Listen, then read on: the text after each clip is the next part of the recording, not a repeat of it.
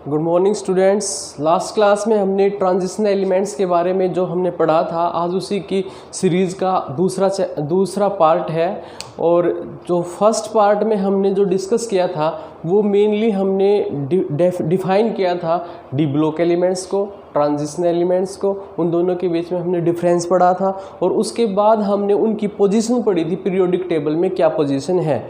और उसके बाद हम जो आज शुरू करना था हमें, वो है properties of the transition elements. उससे पहले जो हमने उनकी पोजीशन पढ़ी थी पीरियोडिक टेबल में, उससे रिलेटेड 2-3 जो फैक्ट्स हैं और जो जनरली आपके एग्ज़ाम के अंदर भी पूछे जाते हैं, तो उनके बारे में हम थोड़ा डिस्कस करेंगे। जैसे कि अनोमलस प्रॉपर्टी शो करते हैं कुछ elements in their electronic configuration.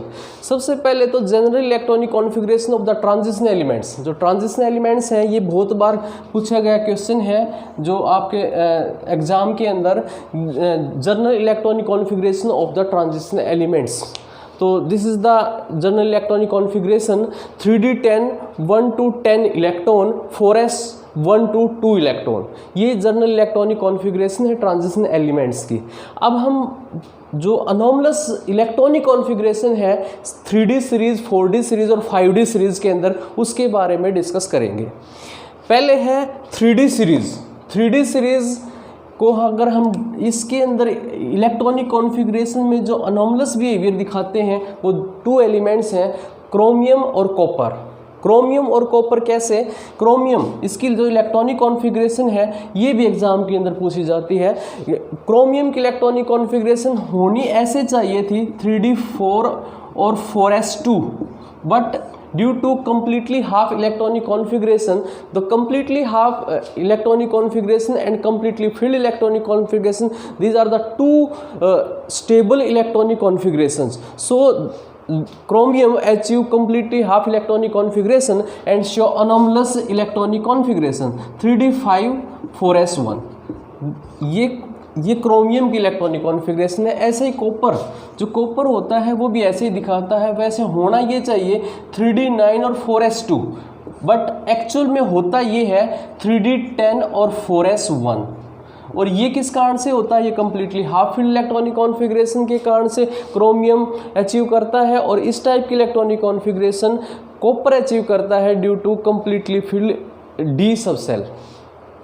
Then अगर हम 4d सीरीज़ को देखें, 4d सीरीज़ में भी 2 एलिमेंट ऐसे हैं जो अनोमलस इलेक्ट्रॉनिक कॉन्फ़िगरेशन शो करते हैं। वो कौन कौन से एलिमेंट्स हैं? पहला है जो इसी सीरीज़ में है, इसी ग्रुप के अंदर, कॉपर, क्रोमियम, मोलिब्डेनम और टंगस्टन। और इसमें मोलिब्डेनम, जो मोलिब्डेनम है इसका एटॉमिक नंबर 42 होता है, और इसकी इलेक्ट्रॉनिक कॉन्फ़िगरेशन जो होनी चाहिए 3d4 और 5s2 ये होनी चाहिए। लेकिन ये भी completely half electronic configuration achieve करता है, और इसकी इलेक्ट्रॉनिक कॉन्फ़िगरेशन ये होती है 4d5। जैसे इसकी इलेक्ट्रॉनिक कॉन्फ़िगरेशन 3d5, इसकी 4d5, 4s1 और इसके अंदर भी 5s1, इस टाइप की इलेक्ट्रॉनिक कॉन्फ़िगरेशन होती है।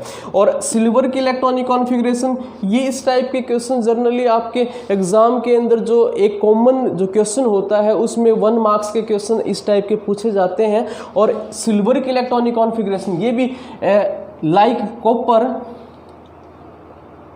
4d10 और 5s1।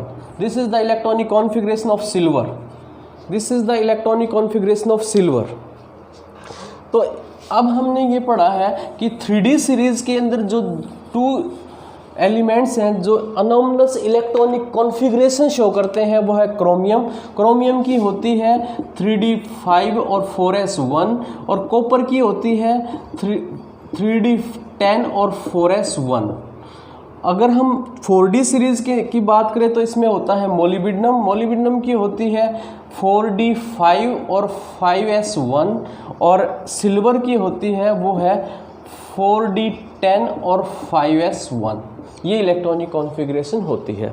अगर हम बात करें 5d सीरीज़ की, तो 5d सीरीज़ के अंदर भी एक एलिमेंट अगर इसी ग्रुप के अंदर हम पढ़ें, क्रोमियम, मोलिब्डेनम और टंगस्टन, तो ये बहुत इंपॉर्टेंट क्वेश्चन है कि टंगस्टन की इलेक्ट्रॉनिक कॉन्फ़िगरेशन भी as like chromium, as like molybdenum, ये भी अनोमलस इलेक्ट्रॉनिक कॉन्फ़िगरेशन शो करना चाहिए था इसे, लेकिन ये अनोमलस इलेक्ट्रॉनिक कॉन्फ़िगरेशन शो नहीं करता है।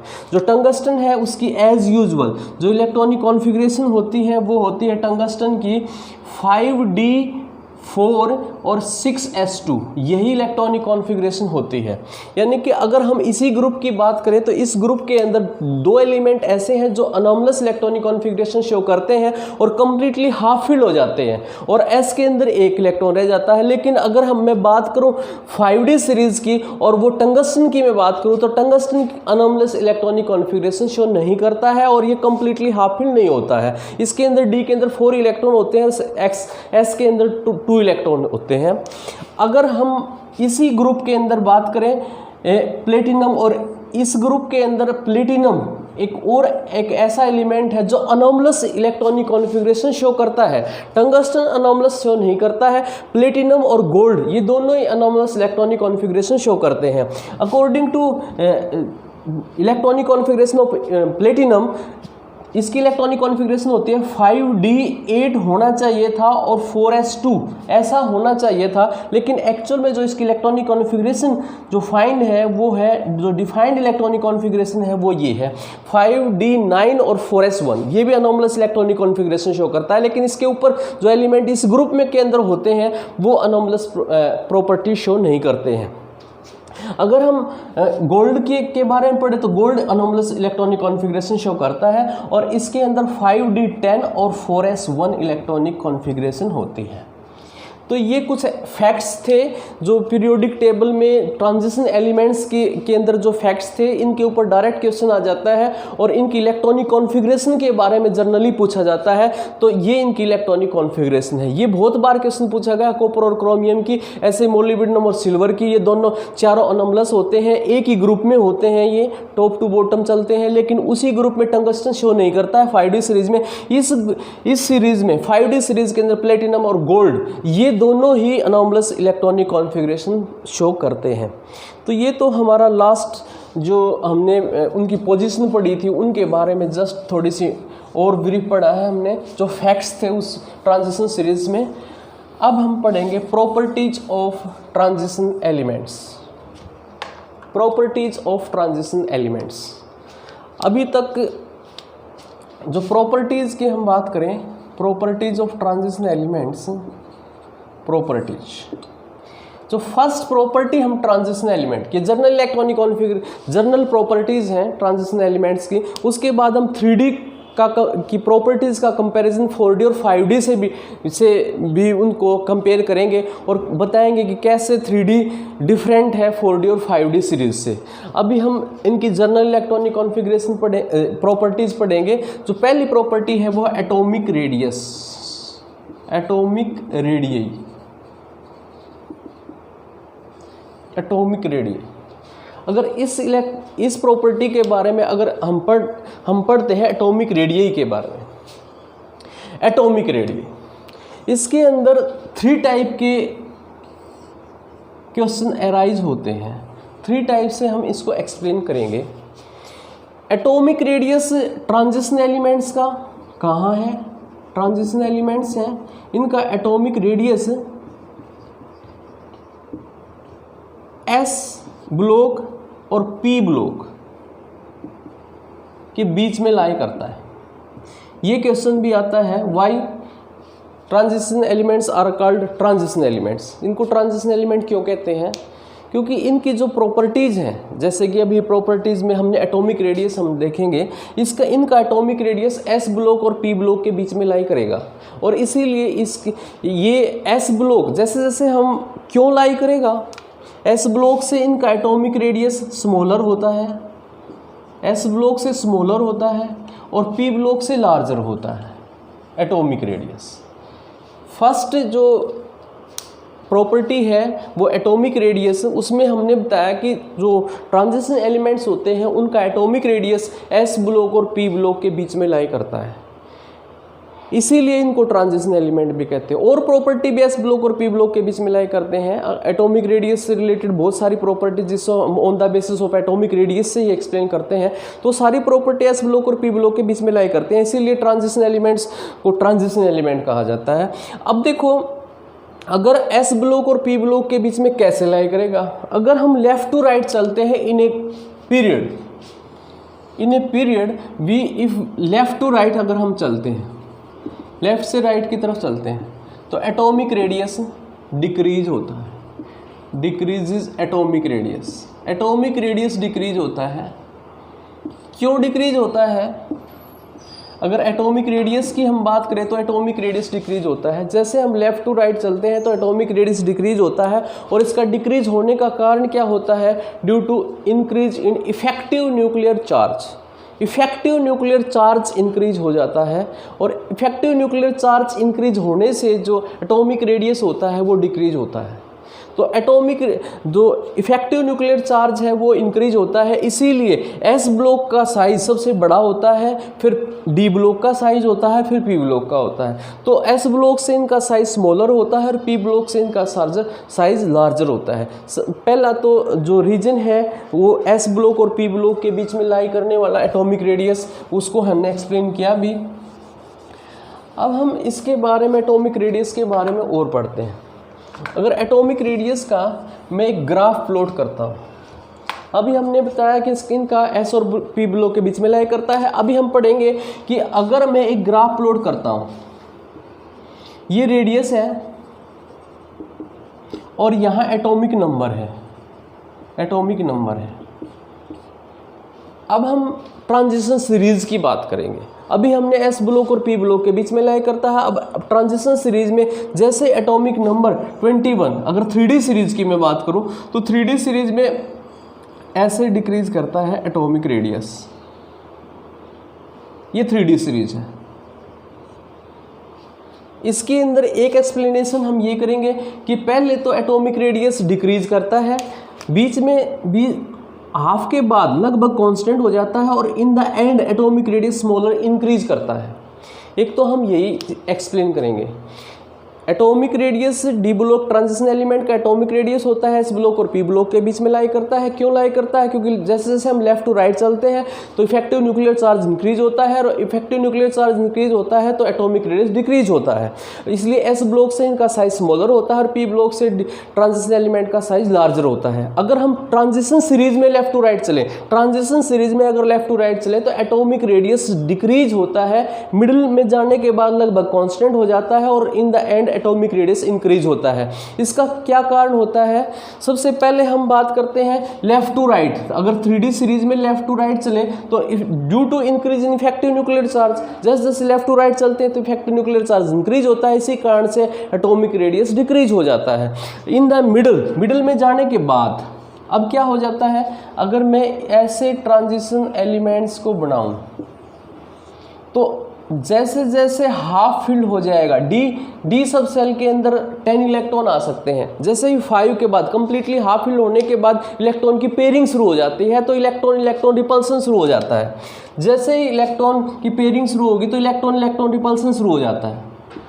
कंप्लीटली हाफ फिल होने के बाद इलेक्ट्रॉन की पेयरिंग शुरू हो जाती है, और उस पेयरिंग के कारण से इलेक्ट्रॉन का रिपल्सन बढ़ने लग जाता है, और वो उस रिपल्सन के कारण एटॉमिक रेडियस इंक्रीज होना चाहता है, लेकिन न्यूक्लियर चार्ज भी बढ़ जाता है। वो न्यूक्लियर चार्ज उस एटॉमिक रेडियस को डिक्रीज करना चाहता है। तो there are two opposing forces. One force is electron repulsion and other force is effective nuclear charge. So then the resultant of two forces becomes balanced in the middle में जाने के बाद दोनों ही जो फोर्सेज होती हैं, दो टू अपोजिंग फोर्सेज होती हैं, वो एक दूसरे से बैलेंस हो जाती हैं और साइज लगभग एक जैसा रहता है। इन द एंड जब एंड की तरफ चले जाते हैं तो इलेक्ट्रॉनिक रिपल्सन बहुत ज़्यादा बढ़ जाता है, और उस कारण से इफेक्टिव न्यूक्लियर चार्ज को ओवरटेक कर जाता है, और इसीलिए इलेक्ट्रॉन रिपल्सन का इफेक्ट ज़्यादा हो जाता है, और इसी कारण से एटॉमिक रेडियस इंक्रीज करता है। तो this is the fact to show this type of graph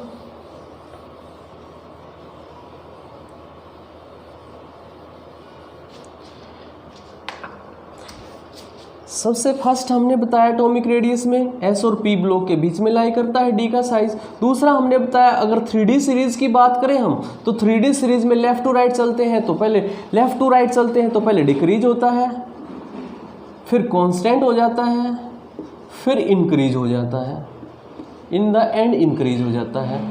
ये डिक्रीज क्यों होता है? Due to increase in effective nuclear charge. ये कांस्टेंट क्यों हो जाता है? Due to balance of two opposing forces. These two opposing forces are electron repulsion and effective nuclear charge. The attraction of the nucleus of the valence last shell attraction. And increase क्यों हो जाता है? Due to और excess of electron repulsion. तो इस type का graph होता है। अगर हम बात करें अब ये क्रोमियम तक ऐसा होता है, फिर निकल के बाद थोड़ा सा कॉपर का इंक्रीज होता है और जिंक का थोड़ा सा और इंक्रीज हो जाता है। इस टाइप का जो ग्राफ होता है वो हम स्टडी करते हैं। स्कैंडियम से क्रोमियम तक लगातार डिक्रीज होता है, क्रोमियम से निकल तक लगभग कांस्टेंट रहता है, निकल के बाद कॉपर में थोड़ा स्लाइटली इंक्रीज होता है, फिर स्लाइटली इंक्रीज होता है जिंक का। इसके बाद हम बात करते हैं 3D से 4D सीरीज की। ये 4D सीरीज का ग्राफ है एटॉमिक रेडियस का, और ये 5D सीरीज का है। अगर 5D सीरीज की हम बात करें तो इस टाइप का 5D सीरीज का आता है। ये 3D से 4D गई, 4D से 5D गई। 3D से 4D सीरीज पे जाते हैं तो एटॉमिक रेडियस इंक्रीज करता है। 3D से 4D सीरीज पे जाते हैं तो एटॉमिक रेडियस इंक्रीज करता है। और इसका इंक्रीज करने का क्या कारण होता है? Due to addition of new shell. एक सेल बीच में ऐड हो जाता है तो इसे एटॉमिक रेडियस इंक्रीज करता है। लेकिन 4D से जब हम 5D सीरीज पे जाते हैं तो सेल तो इसके अंदर भी इंक्रीज होता है, लेकिन एटॉमिक रेडियस इंक्रीज नहीं होता है। और इसका कारण क्या होता है? Due to similar atomic radius 4D and 5D series का सिमिलर एटॉमिक रेडियस होने का कारण क्या होता है? उसका कारण होता है lanthanide contraction due to addition of 4F subshell. इसको कहते हैं लेंथेनाइड कॉन्ट्रैक्शन। लेंथेनाइड कॉन्ट्रैक्शन, इसका कारण होता है लेंथेनाइड कॉन्ट्रैक्शन। लेंथेनाइड कॉन्ट्रैक्शन के कारण से इसका जो साइज है वो 4D और 5D सीरीज का जो साइज होता है वो लगभग सिमिलर रहता है। और ये लेंथेनाइड कॉन्ट्रैक्शन हम आगे पढ़ेंगे भी, ये F ब्लॉक एलिमेंट्स के अंदर भी पढ़ते हैं। लेंथेनाइड के कारण से इसमें तो लगातार डिक्रीज होता है, फिर कांस्टेंट होता है, फिर इंक्रीज होता है। लेकिन ड्यू टू लेंथेनाइड कॉन्ट्रैक्शन जो हम नीचे पढ़ते हैं 4F और 5F सीरीज, उसमें उनके अंदर लेंथेनाइड्स और एक्टिनाइड्स के अंदर लगातार साइज डिक्रीज होता है। इसमें तो इंक्रीज होता है D सीरीज के अंदर, लेकिन उसमें लगातार साइज डिक्रीज ही होता चला जाता है। तो due to lanthanide contraction 4D और 5D का साइज एक जैसा रहता है। अब एटॉमिक साइज के बारे में हमने पढ़ा है, एक बार मैं इसको एटॉमिक साइज को एक बार रिपीट करता हूँ। इसमें हमने क्या क्या पढ़ा है? पहली प्रॉपर्टी हमने पढ़नी शुरू की थी, उससे पहले मैंने जर्नल जो फैक्चुअल क्वेश्चन जो आते हैं, जो ट्रांजिशन एलिमेंट्स की इलेक्ट्रॉनिक कॉन्फ़िगरेशन से रिलेटेड, वो मैंने बताए हैं। अभी मैंने एटॉमिक रेडियस के बारे में बताया। एटॉमिक रेडियस के बारे में क्या बताया? अगर एटॉमिक रेडियस की बात करें तो एटॉमिक रेडियस के बारे में क्या होता है? एस और पी ब्लॉक के बीच में D का साइज लाई करता है, D का बीच में होता है, इधर पी ब्लॉक का होता है। अगर उसी सीरीज में D में चलें तो 3D सीरीज में लेफ्ट टू राइट डिक्रीज होता है, पहले साइज डिक्रीज होता है, फिर कांस्टेंट होता है, फिर लास्ट में क्या होता है? इंक्रीज होता है। इस टाइप का ग्राफ इसके अंदर आता है। स्कैंडियम से किसकी तरफ चलते हैं? क्रोमियम की तरफ डिक्रीज होता है, फिर लगभग कांस्टेंट रहता है निकल तक, फिर कॉपर का बढ़ता है, थोड़ा जिंक का भी बढ़ता है। इस टाइप से हमने बताया। अगर हम थर्ड जो हमने इसके की प्रॉपर्टी को एक्सप्लेन किया एटॉमिक रेडियस के अंदर, वो हमने एक्सप्लेन किया अगर 3D से 4D सीरीज पे जाते हैं तो एटॉमिक रेडियस इंक्रीज होता है due to addition of new shell, और 4D से 5D सीरीज में जाते हैं तो लगभग साइज एक जैसा रहता है। और ये किस कारण से रहता है? ये ड्यू टू लेंथेनाइड कॉन्ट्रैक्शन के कारण से ऐसा होता है। तो इसके ऊपर बहुत बार क्वेश्चन आए हुए हैं कि 4D और 5D सीरीज का साइज में क्या 3D से 4D पे जाएंगे, 4D से 5D पे जाएंगे, किस टाइप से उनके एटॉमिक रेडियस में इंक्रीज और डिक्रीज होता है। अब हम पढ़ेंगे आयनिक रेडियस के बारे में। जो सेकंड प्रॉपर्टी है वो है आयनिक रेडियस।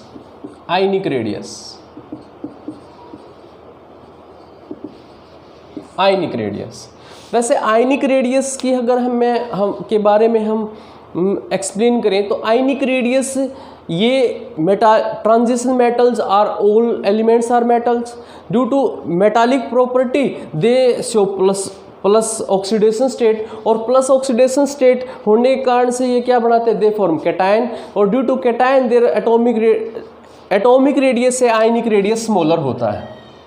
एक एटम है और इधर एटम से आयन बनेंगे, ये आयन है, ये कैटायन है और ये एनायन है, तो दे form cation, metals form cation, तो दे फॉर्म कैटायन, तो इसलिए इनके एटम से आयन का रेडियस होता है वो स्मॉलर होता है। और लेकिन अगर हम कंपैरिजन करना चाहते हैं तो they show similar pattern as like atomic radius in same oxidation state. ये तो अगर हम ट्रांजिशन एलिमेंट्स की बात करें तो they show variable oxidation state. अगर आयरन की हम बात करें तो आयरन 2 प्लस, आयरन 3 प्लस, तो इसका एटॉमिक रेडियस आयनिक रेडियस अलग होगा, इसका आयनिक रेडियस अलग होगा। अगर मैं सबकी +2 ऑक्सीडेशन स्टेट को कंपेयर करूं तो their ionic radius varies like atomic radius. Left to right चलते हैं, आयनिक रेडियस कम होएगा, जैसे एटॉमिक रेडियस कम होता था इसी तरह का बिहेवियर शो करते हैं जैसे एटॉमिक रेडियस का बिहेवियर होता है अगर ट्रांजिशन एलिमेंट की सेम ऑक्सीडेशन स्टेट्स को कंपेयर किया जाए तो ये आयनिक रेडियस के बारे में है। अब जो थर्ड प्रॉपर्टी है, अगर हम थर्ड प्रॉपर्टी एक्सप्लेन करते हैं, अभी मैंने प्रॉपर्टी एक्सप्लेन की है एटॉमिक रेडियस और आयनिक रेडियस। एटॉमिक रेडियस में 3 प्रॉपर्टीज मैंने बताई है। एटॉमिक रेडियस की S और P ब्लॉक के बीच में लाई करता है, डी का atomic radius left to right चलते हैं, एटॉमिक रेडियस डिक्रीज करता है, मिडिल में जाने के बाद लगभग कांस्टेंट हो जाता है, एंड में जाने के बाद थोड़ा सा इंक्रीज करता है। और इसके लिए 2 फैक्टर रिस्पॉन्सिबल थे। पहला फैक्टर था nuclear charge, effective nuclear charge, दूसरा फैक्टर था इलेक्ट्रॉन रिपल्सन। मिडिल में जाने के बाद इलेक्ट्रॉन रिपल्सन और इफेक्टिव न्यूक्लियर चार्ज का इफेक्ट दोनों बैलेंस कर जाते हैं, इसलिए एटॉमिक रेडियस से लगभग कंपेरेबल रहता है। और लास्ट में जाने के बाद इलेक्ट्रॉन रिपल्सन होता है वो बढ़ जाता है, और इसी कारण से एटॉमिक रेडियस इंक्रीज करता है। और 3D से 4D पे जाएंगे, एटॉमिक रेडियस इंक्रीज करेगा क्योंकि नया सेल ऐड होगा। 4D से 5D सीरीज पे जाएंगे, लगभग साइज कांस्टेंट रहेगा क्योंकि लेंथेनाइड कॉन्ट्रैक्शन होगी। ये लेंथेनाइड कॉन्ट्रैक्शन क्या होती है, एफ सबसेल होता है, एफ सबसेल के अंदर 14 इलेक्ट्रॉन आते हैं, 14 इलेक्ट्रॉन, और 14 प्रोटॉन न्यूक्लियस के अंदर ऐड करता है। एफ सबसेल के बारे में अगर हम पढ़ें तो 14 प्रोटॉन ऐड करता है, 14 इलेक्ट्रॉन ऐड करता है, लेकिन एफ का साइज बड़ा होता है, न्यूक्लियर चार्ज को ज़्यादा बढ़ाता है, इलेक्ट्रॉन रिपल्सन कम होता है। साइज बड़ा होगा तो इलेक्ट्रॉन दूर होते हैं, साइज एफ का साइज बड़ा है तो इलेक्ट्रॉन दूर है, इलेक्ट्रॉन रिपल्सन तो कम है, लेकिन न्यूक्लियस के अंदर 14 प्रोटॉन को बढ़ा देता है, और इसीलिए इसका जो इफेक्टिव न्यूक्लियर चार्ज होता है एफ सबसेल ऐड होने से वो इंक्रीज हो जाता है।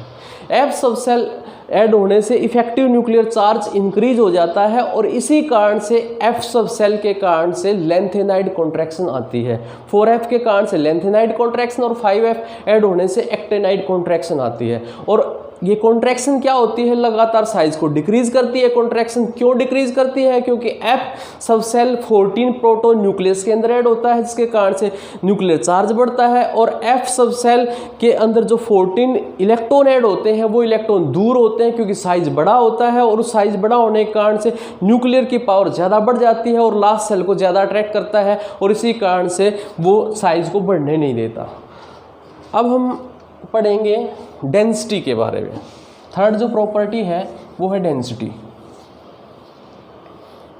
अगर हम डेंसिटी के बारे में पढ़ें तो डेंसिटी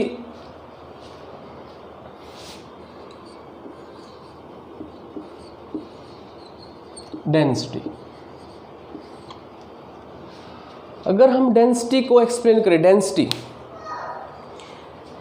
एक प्रॉपर्टी, फिजिकल प्रॉपर्टी होती है डेंसिटी होती है मास अपॉन वॉल्यूम। डेंसिटी होती है mass upon volume. Mass upon volume, density mass upon volume होती है। अगर हम डेंसिटी एस ब्लॉक और पी ब्लॉक और डी ब्लॉक की कंपेयर करें तो as compare to S block जो एस ब्लॉक एलिमेंट्स होते हैं उनसे हाई डेंसिटी होती है, और पी ब्लॉक से भी, पी ब्लॉक एलिमेंट्स होते हैं उन दोनों से हाई डेंसिटी होती है, वो डी ब्लॉक एलिमेंट्स की होती है। ये उससे ज़्यादा हायर डेंस होते हैं। जो डी ब्लॉक एलिमेंट होते हैं उनकी density as compare to S block as compare to P block, उनकी डेंसिटी हाई होती है। और डेंसिटी हाई होने का जो कारण होता है वो होता है इनकी वेरिएबल ऑक्सीडेशन स्टेट और स्मॉलर वॉल्यूम। स्मॉलर वॉल्यूम, जैसे जैसे हम लेफ़्ट टू राइट चलते हैं इनका वॉल्यूम कम होता है, लोअर वॉल्यूम होता है इनका, वॉल्यूम कम होता है, वॉल्यूम कम होता है, मास ज़्यादा होता है, हाई मास होता है, हायर मास होता है इनका। तो इनका मास ज़्यादा होता है, वॉल्यूम कम होता है, इसीलिए इनकी डेंसिटी ज़्यादा होती है। अगर मैं डेंसिटी में इनके एलिमेंट्स की बात करूँ तो इरिडियम और ओस्मियम, ओस्मियम की डेंसिटी 22.6 ग्राम पर सेंटीमीटर क्यूब, 22.6 ग्राम पर सेंटीमीटर क्यूब ये डेंसिटी होती है। और इरिडियम की जो डेंसिटी होती है यही सबसे ज़्यादा डेंस होते हैं। इरिडियम की जो डेंसिटी होती है इतने ग्राम पर सेंटीमीटर क्यूब, ये बहुत हाई डेंसिटी है। 1 सेंटीमीटर क्यूब के अंदर इतने ग्राम ओस्मियम का वेट होता है, और 1 सेंटीमीटर क्यूब इरिडियम का देखें तो इतने ग्राम वेट होता है। 1 सेंटीमीटर क्यूब का अगर इरिडियम ले तो इतने ग्राम वेट होता है। तो ये काफ़ी हाई डेंसिटी होती है। और इनकी जो डेंसिटी होती है जैसे जैसे लेफ़्ट टू राइट, अगर ट्रांजिशन सीरीज में देखें तो लेफ़्ट थर्ड ग्रुप से लेके और 12th ग्रुप तक होता है डी ब्लॉक एलिमेंट। तो थर्ड ग्रुप से जैसे जैसे हम 10th ग्रुप तक चलते हैं, 10th ग्रुप, तो इनकी डेंसिटी इंक्रीज करती है, बाद में डिक्रीज करती है। यहाँ पे डेंसिटी इंक्रीज करती है। और मैक्सिमम डेंसिटी जो होती है वो कौन से ग्रुप की होती है? 10th ग्रुप की जो डेंसिटी होती है जिसमें इरिडियम ओस्मियम वगैरह होते हैं, तो उनकी डेंसिटी हाई डेंसिटी होती है। और अगर इनकी डेंसिटी में भी 3D सीरीज से 4D सीरीज पे जाएं और 4D से 5D सीरीज पे जाएं, अगर इन दोनों सीरीज की डेंसिटी, ये बहुत इंपॉर्टेंट क्वेश्चन है, 3D से 4D पे जाते हैं डेंसिटी इंक्रीज करती है, लेकिन 4D से 5D पे जाते हैं तो डेंसिटी डबल हो जाती है। अगर 4D से 5D पे जाएंगे तो 4D के कंपैरिजन में 5D की डेंसिटी डबल होती है। और ये किस कारण से होता है? क्योंकि अभी हमने पढ़ा कि इनका जो एटॉमिक रेडियस होता है वो लगभग सेम होता है। और सेम क्यों होता है 4D से 5D पे जाते हैं? तो ड्यू टू लेंथेनाइड कॉन्ट्रैक्शन के कारण से ऐसा होता है। वॉल्यूम सेम रह जाता है 4D से 5D पे जाते हैं, लेकिन मास डबल हो जाता है। और डेंसिटी मास बाई वॉल्यूम होती है। जो डेंसिटी है, अगर डेंसिटी के बारे में पढ़े तो मास बाई वॉल्यूम है। और अगर 4D से 5D पे जाएं तो वॉल्यूम लगभग सेम रहता है, लेकिन मास डबल हो जाता है, तो इसलिए डेंसिटी डबल हो जाती है। तो 4D से 5D सीरीज की जो डेंसिटी होती है वो लगभग डबल डेंसिटी होती है। और ओस्मियम और इरिडियम ये हाईएस्ट डेंस एलिमेंट होते हैं। इनकी डेंसिटी इसके बराबर 22.6 और 22.5 ग्राम पर सेंटीमीटर क्यूब के लगभग इनकी डेंसिटी होती है। तो ये हमने 3 प्रॉपर्टीज़ आज जो एक्सप्लेन की हैं, एटॉमिक रेडियस एक्सप्लेन किया है, आयनिक रेडियस एक्सप्लेन किया है, और अब हमने एक्सप्लेन किया डेंसिटी। तो 3 प्रॉपर्टी हमने एक्सप्लेन की है। थोड़ा सा अच्छी तरह से इनको स्टडी करना। अगर कोई इनमें प्रॉब्लम है तो आप मेरे से पूछ सकते हैं। और बाकी एक अटेंडेंस का अपने का रेगुलर मेंटेन करना। जैसे टाइम देंगे हम आपको, उस टाइम के अकॉर्डिंग अपनी अटेंडेंस भेजनी है आपको हमारे पास। बाकी ज़्यादा सीरियसनेस की ज़रूरत नहीं है। ये बिल्कुल लाइट टॉपिक हैं, ये आपने पढ़े हुए हैं। थोड़ा सा एक्सप्लेन ज़्यादा करेंगे बस हम इन टॉपिक्स के बारे में, तो इसलिए study with enjoy. Thank you.